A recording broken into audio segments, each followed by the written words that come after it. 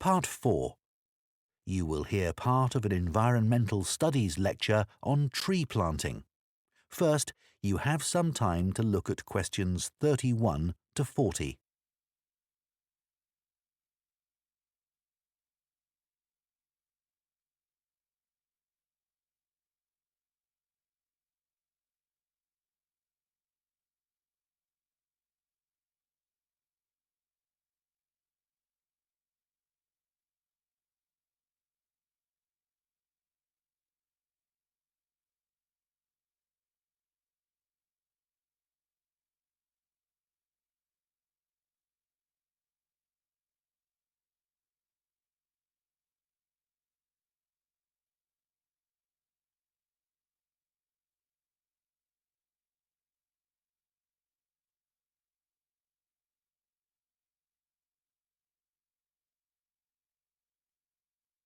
Now listen carefully and answer questions 31 to 40.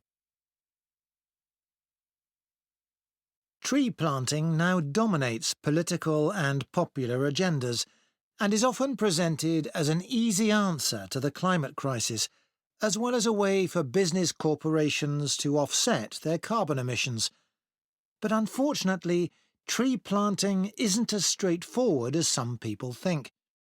When the wrong trees are planted in the wrong place, it can do considerably more damage than good, failing to help either people or the environment. Reforestation projects are currently being undertaken on a huge scale in many countries, and it's crucial that the right trees are selected. A mix of species should always be planted, typical of the local natural forest ecosystem and including rare and endangered species, in order to create a rich ecosystem. It's important to avoid non-native species that could become invasive. Invasive species are a significant contributor to the current global biodiversity crisis and are often in competition with native species and may threaten their long-term survival. Restoring biodiversity that will maximise carbon capture is key when reforesting an area, but ideally any reforestation project should have several goals. These could include selecting trees that can contribute to wildlife conservation, improve the availability of food for the local community, and maintain the stability of soil systems. Meeting as many of these goals as possible, whilst doing no harm to local communities, native ecosystems and vulnerable species, is the sign of a highly successful tree planting scheme. To ensure the survival and resilience of a planted forest, it's vital to use tree seeds with appropriate levels of genetic diversity, the amount of genetic variation found within a species essential for their survival. Using seeds with low genetic diversity generally lowers the resilience of restored forests, which can make them vulnerable to disease and unable to adapt to climate change. Choosing the right location for reforestation projects is as important as choosing the right trees. Ultimately, the best area for planting trees would be informally forested areas that are in poor condition. It's better to avoid non-forested landscapes, such as natural grasslands, savannas or wetlands, as these ecosystems already contribute greatly to capturing carbon. It would also be advantageous to choose an area where trees could provide other benefits, such as recreational spaces. Reforesting areas which are currently exploited for agriculture should be avoided, as this often leads to other areas being deforested.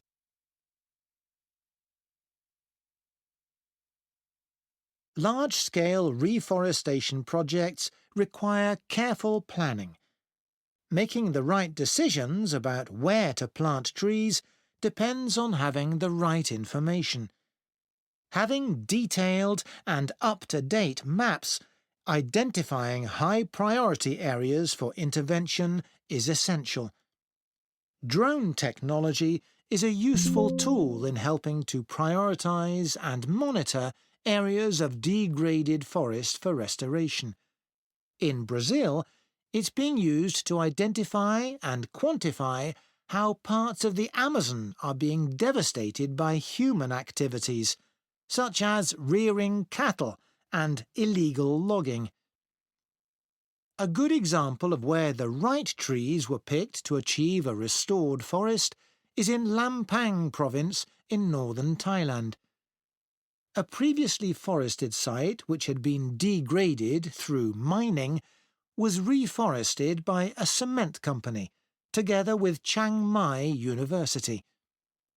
After spreading 60 centimetres of topsoil, they planted 14 different native tree species, which included several species of fig.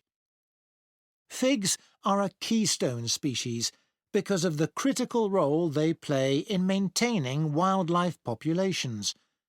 They are central to tropical reforestation projects as they accelerate the speed of the recovery process by attracting animals and birds which act as natural seed dispersers. This helps to promote diversity through the healthy regrowth of a wide range of plant species. Unlike the majority of fruit trees, figs bear fruit all year round, providing a reliable food source for many species. At this site, for example, after only 3 rainy seasons, monkeys started visiting to eat the fig fruits, naturally dispersing seeds through defecation. Reforestation projects should always aim to make sure that local communities are consulted and involved in the decision-making process. The restoration of mangrove forests in Madagascar is an example of a project which has succeeded in creating real benefits for the community.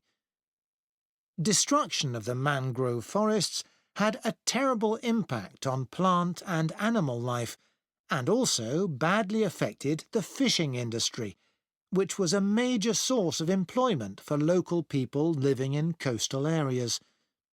The reforestation project involved hiring local people to plant and care for the new mangrove trees. Millions of mangrove trees have now been planted, which has resulted in the return of a healthy aquatic ecosystem. The mangroves also act as a defence against the increased threat of flooding caused by climate change. What's more, the local economy is more stable, and thousands more Madagascans are now able to send their children to school. One other important point to consider. That is the end of Part 4. You now have 1 minute to check your answers to Part 4.